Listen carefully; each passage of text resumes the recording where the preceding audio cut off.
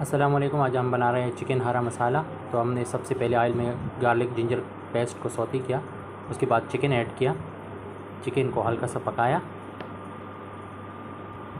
तकरीबन half done के नज़दीक किया। अभी इसमें मसाले ऐड कर रहे हैं, नमक, red chili powder, turmeric powder,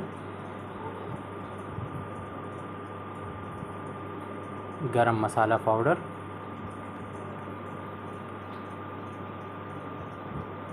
cumin seed.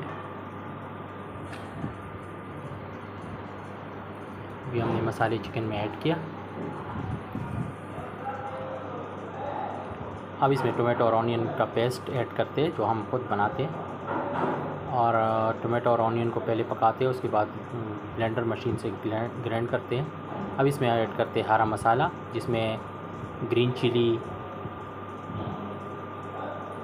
Mint, coriander और बेसल शामिल है। उसका हमने हरा मसाला बनाया हुआ है, वो हमने ऐड कर दिया, इसको पकाया। अब इसमें हमने ऐड किया क्रीम को 2-3 मिनट पकाने के बाद ऑलमोस्ट हमारा चिकन तैयार हो चुका है। चिकन बिल्कुल तैयार है। अब हम इसको डिश आउट करते, तो ये हमारा चिकन बिल्कुल तैयार